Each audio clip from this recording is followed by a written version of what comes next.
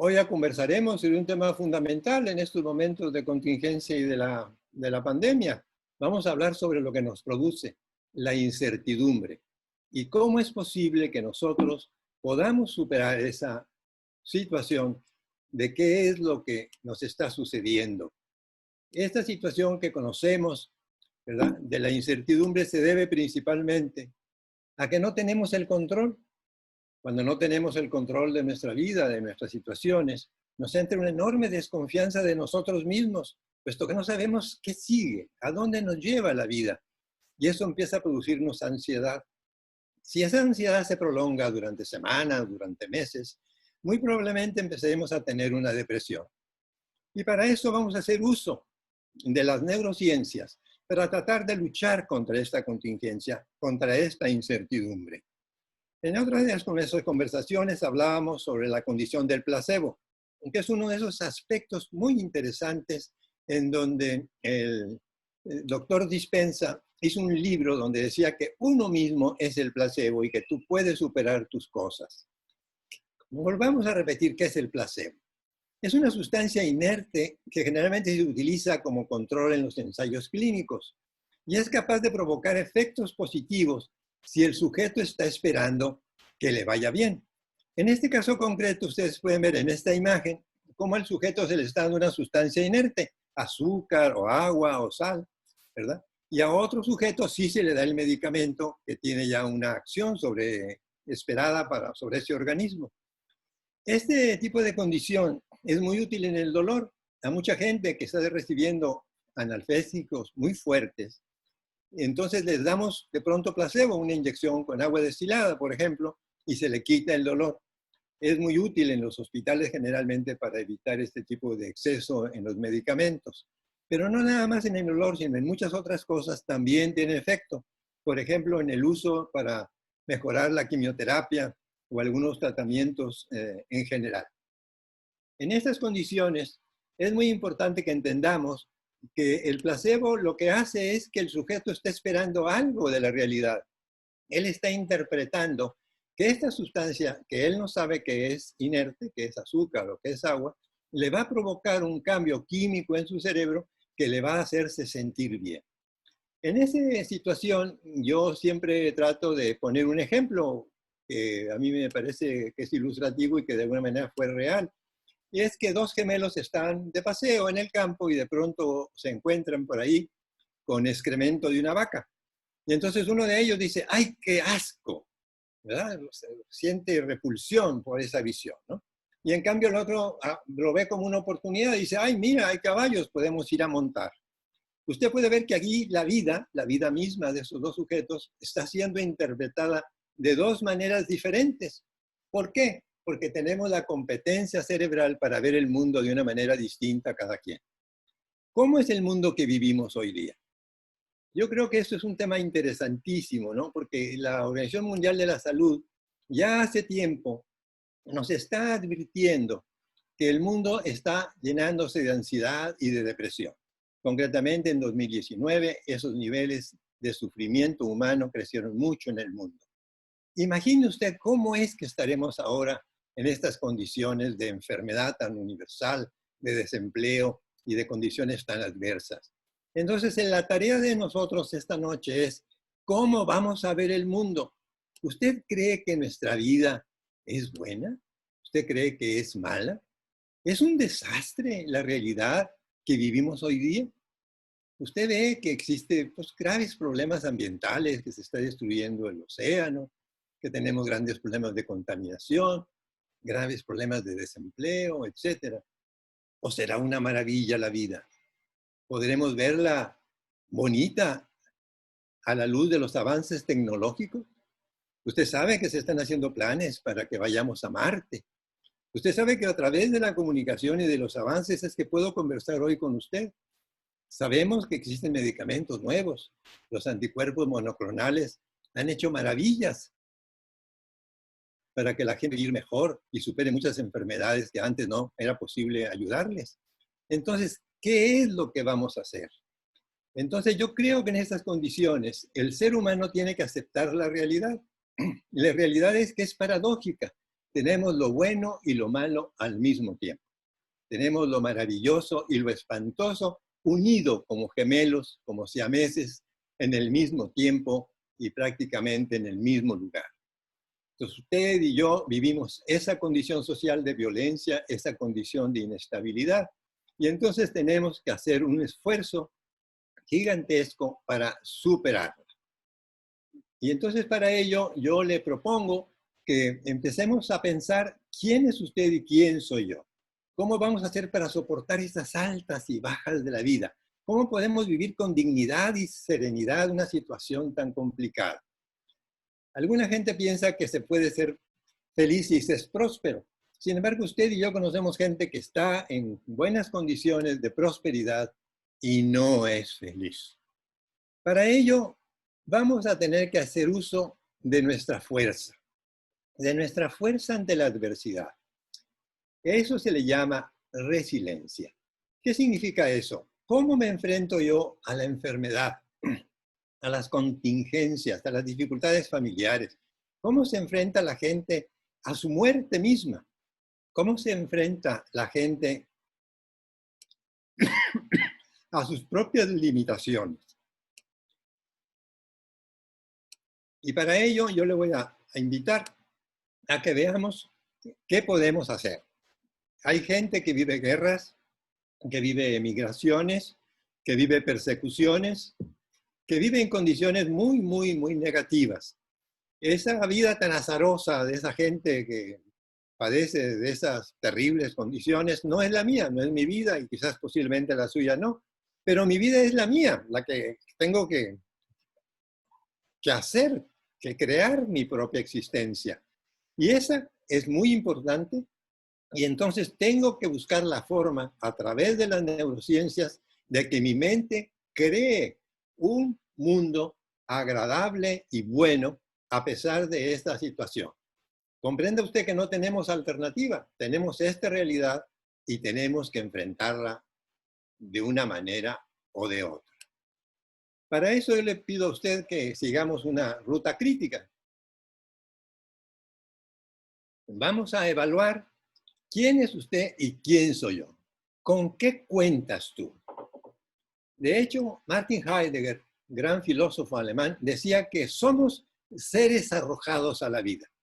Y cuando decía eso, Martin Heidegger, yo me imaginaba un bebé que uno sin pedirle permiso de existir, aparece en el mundo y se le lanza a que trate de sobrevivir. Pues ese bebé va a tener que vivir una vida hermosa y al mismo tiempo catastrófica. Y dentro de esta evaluación es muy probable que usted y yo lleguemos al promedio de vida que casi se acerca a los 80 años. ¿Quién soy yo? ¿Quién eres tú? ¿Qué genética tienes? ¿Qué herencia te han dejado tus ancestros? ¿Qué debilidades, qué fortalezas tienes? ¿Quién eres? ¿Eres hombre? ¿Eres mujer? ¿Con qué te identificas? ¿Cuál es tu fortaleza mental? ¿Cuál es tu fortaleza física? ¿Cuáles son tus limitaciones culturales, intelectuales? Influye mucho la religión, influye mucho en dónde naciste, en qué sociedad te desenvuelves, cuáles son los recursos económicos o educativos que tú tienes. Ve pensando junto conmigo quién eres tú, para que entonces podamos juntos encontrar la forma de luchar contra esto. Una de las cosas con la que cuentas es con tiempo, pero es un tiempo limitado porque nos vamos a morir. Entonces tenemos que cuidar ese tiempo y generalmente se divide pues en que duermas 8 horas, en que duermas 4 horas y trabajes otras 8 horas y que en tu vida familiar y social se te lleven otras 4 horas. Esta parte tan elemental, tan básica del tiempo, la gente a veces no la maneja bien y entonces alteran el dormir, alteran el comer con gravísimas consecuencias. También vamos a encontrarnos a lo largo de la vida con algunos obstáculos. Todos los seres humanos vamos a tener que aparejarnos. Y es muy probable que en el curso de esa relación humana tan importante, pues haya problemas en tu familia, que haya quizás algún divorcio. ¿Y qué cosa más obstáculo y más complicado que tener hijos? Los hijos son quizás la mayor preocupación que mucha gente tiene. A su vez, usted también tiene que entender que estas condiciones de vida nos llevan a tener que trabajar y mucha gente no está contenta con su trabajo. La Organización Internacional del Trabajo dice que la mayor parte de la gente no le gusta su trabajo. Hay un dicho muy antiguo que dice que el que se equivoca en cazar, todo se le va en equivocar. El que yerra en cazar, todo se le va en errar. ¿Qué otros obstáculos nos vamos a encontrar? Usted necesita socialización, necesita encontrar una pareja, necesita encontrar un trabajo. Y usted sabe que no es tan sencillo hoy día aparejarse. Hay nuevas condiciones en la relación humana. En el libro de Bauman sobre amor líquido se habla sobre estas dificultades en las cuales encontramos que la gente ahora no quiere aparejarse permanentemente o se divorcia o acude a diversas relaciones, a múltiples matrimonios. Y de hecho tenemos la realidad de que muchas mujeres en México, 1 de cada 3 está sola en casa con 1 o varios hijos. Y muchas parejas han renunciado totalmente a la idea de tener hijos porque es una sociedad en la que vivimos en la cual no se promueve el que la gente tenga hijos. Se le ve como algo complicado. Ahora, hablemos del trabajo. Ese periodo de horas tan importante que se lleva en nuestra vida. ¿Qué es el trabajo? Usted sabe que la base del trabajo es que nos da una estructura a la vida. Usted se levanta, se arregla, etcétera, toma el camión, toma el coche, va a su oficina, va a su fábrica a trabajar. Eso le ordena a usted el día, le ordena las horas de comer, las horas de dormir, las horas de estar con los amigos, las horas de tomar alcohol o de divertirse, etcétera. Entonces, el trabajo es muy importante. ¿Qué es un trabajo digno? ¿Qué es un trabajo bueno? Se supone que el mejor de los trabajos es aquel que yo hiciera aunque no me pagaran. Y para eso pongo de ejemplo a los deportistas. Hay gente que en un momento determinado son tan elocuentes, tan competentes para llevar a cabo ciertas acciones que se les paga por eso. Por ejemplo, a los basquetbolistas, a la gente que juega al fútbol, etcétera.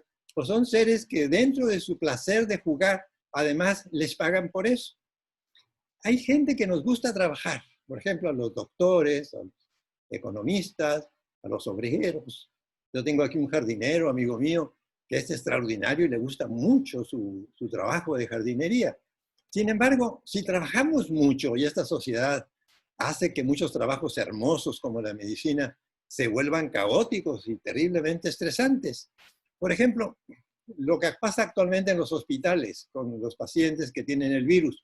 Es tanto el trabajo, tan agobiante, que no solamente contagia del virus a los miembros del sistema de salud, sino que también los estresa, los deprime, les hace daño. Pero no necesita usted ser un médico para que se pase estas condiciones. Usted puede trabajar en una oficina y también estar muy contento con lo que hace, pero al mismo tiempo, si le empiezan a presionar, usted va a empezar a tener estrés y esta sociedad provoca generalmente eso, depresión y ansiedad. Otra de las cosas importantes es que esta sociedad le impone a usted una serie de condiciones. Una de ellas es que usted produzca, que usted rinda. Y antes nos exigía a alguien, ¿verdad? Tú trabaja, tú haz esto. Pero actualmente pareciera ser como que uno es su propio castigo. Yo tengo que hacerlo mejor. Yo tengo que ganar más. Yo tengo que consumir más. Entonces aquí esta incertidumbre, que no es nueva, es bastante antigua, tiene una nueva cara. Y es que ahora nos piden en esta sociedad de consumo que usted tenga éxito, que usted no sea un fracasado, un perdedor. Y esta historia del éxito hace que la gente empiece a luchar una vez y más por metas que muchas veces son imposibles de alcanzar. Y en esas condiciones aparece otro fenómeno que es terrible, que es el de la envidia. En algún momento determinado, los envidiosos se olvidan de lo que poseen, no se dan cuenta de lo que tienen. Y entonces empiezan a desear la juventud del otro, la belleza, la inteligencia, el dinero. Y entonces nunca están contentos. Y en este alpinismo social y económico se cae en una trampa en la cual el sujeto sufre terriblemente. Yo regresaría ahora de nuevo a la neurociencia y le preguntaría, ¿verdad? ¿Qué necesitamos para tener una vida plena? ¿cómo vamos a poder dentro de todas estas condiciones vivir en paz, vivir en calma? Entonces usted va a encontrarse con que las dificultades que se le van a ir presentando a lo largo de la vida pueden ser superadas si usted hace algo que es el pensar, el darse cuenta de quién es usted, de que usted tiene la obligación todos los días de mantener su salud mental y espiritual. Este hacer y tener, este trabajar tan intenso nos ha impedido descansar. Incluso Han, al final de esta conferencia le voy a mostrar su libro, La Sociedad del Cansancio, habla de eso, de que la gente está fatigada, cansada, y es momento de detenerse.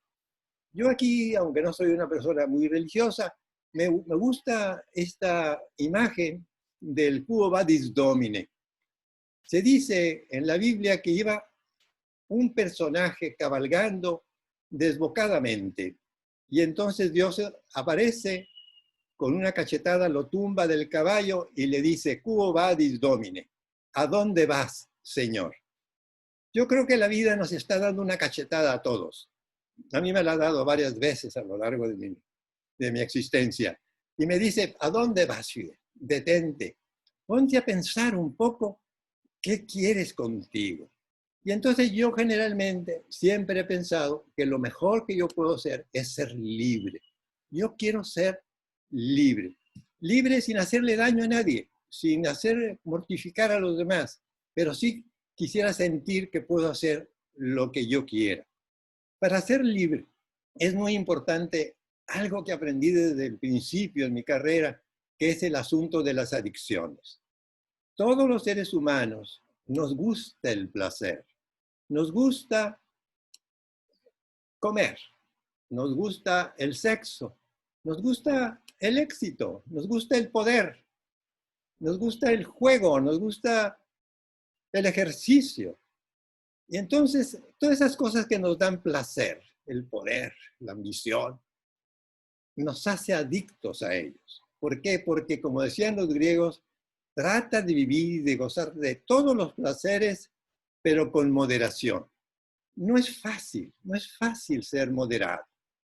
Y esta sociedad, como sabe de alguna manera que ha producido depresión, que ha producido ansiedad en los seres que lo habitamos, le ha dado ciertos analgésicos para quitar ese sufrimiento humano. Y entonces ha creado el fútbol, la televisión, las series televisivas, los videojuegos para los niños. Todas esas cosas que producen placer se vuelven adictos a ellas.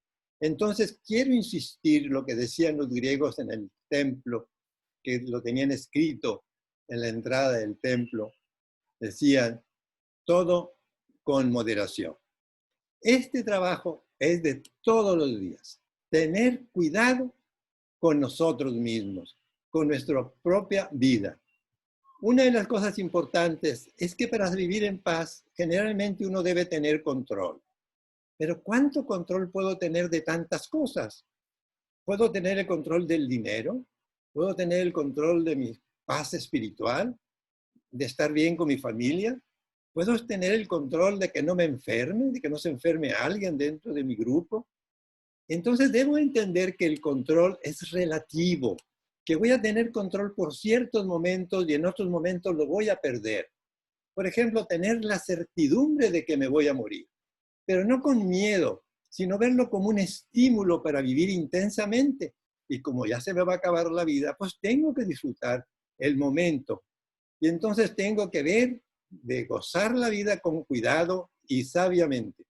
La incertidumbre dentro de lo terrible que es estar en esta situación de inseguridad es algo inherente a la existencia y es algo que nos hace movernos, que nos hace ir más allá. En este sentido tenemos que regresar a lo primario, a lo que decía Sócrates, o a lo que decían los tlahuanis a los aztecas en el tiempo de los náhuatl. Decían que a los hombres había que enseñarles su rostro. O sea, ¿quién eres tú? Conócete a ti mismo. ¿Cuáles son tus fuerzas? ¿Qué cosas son débiles en ti? Y acuérdate que la libertad no te la va a regalar nadie. La libertad está dentro de tu corazón, está dentro de tu alma. Tú tienes que ser libre íntimamente. Para eso la meditación, es muy importante porque estimulará tu conciencia a que vivas el ahora, a que vivas el aquí. Pero para eso hace falta también la disciplina de practicarla, de llevarla a cabo. Un tema que es muy grave e importante, antes de que termine con esta plática, es algo que está un poco desprestigiado, que es hablar de resignación.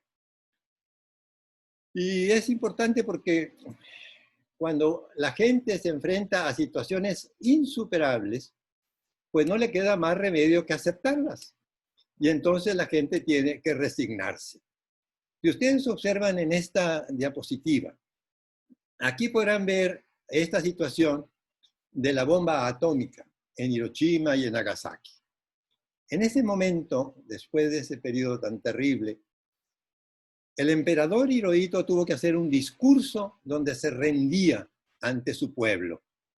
Y dijo una frase que a mí me llena el alma y me recuerda a cada rato.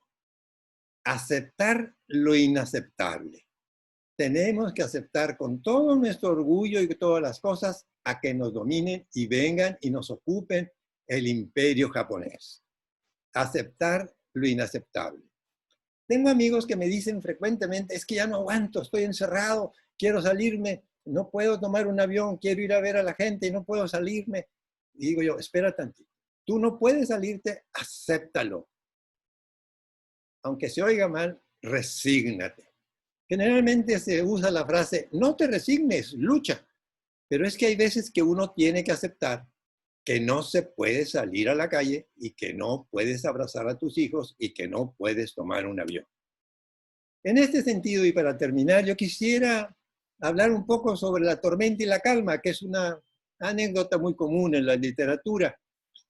Resulta que hay una situación que a mí me gusta mucho relatar, y es que hace algunos años yo buceaba en Pamul, un lugarcito pequeñito en la Ribera Maya, y el doctor, que era el encargado del centro de buceo, un cirujano, que estuvo en el centro de buceo durante 22 años, un día yo voy a bucear con él, y le digo, hombre doctor, hay muy mal tiempo, vamos a salir a bucear. Y me dijo, Fidel, debajo del agua no llueve. Dije, a la torre, vamos a tener que irnos al mar con este mal tiempo de viento y lluvia, pues ni modo, vámonos. Y efectivamente, nos fuimos, el mar estaba encrispado, ya para cuando llegamos al lugar de buceo ya la gente estaba mareada. Total que el viento y el frío, y dijeron, al agua todos. Nos metimos al agua.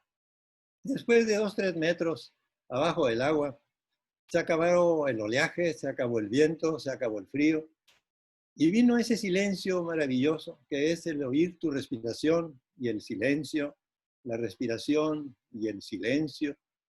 Y después viene la ingravidez, donde ya no sientes tu cuerpo, y entonces te enfocas en lo bello que hay alrededor, y se te olvidó la tormenta. Después de X tiempo, casi una hora, pues tienes que regresar a la superficie. Y al momento en que regresas a la superficie, pues te encuentras de nuevo con la tormenta. Y para subir al barco, pues que una lata, ¿verdad? Porque las olas son difíciles y ya cuando logras quitarte el equipo, pues está haciendo frío y hay viento, etc. Entonces yo creo que la incertidumbre es un poco eso, ¿no? Que tenemos que tener una situación donde vamos a estar terriblemente en la tormenta y de pronto tenemos que meternos de alguna manera a la calma dentro de nosotros mismos.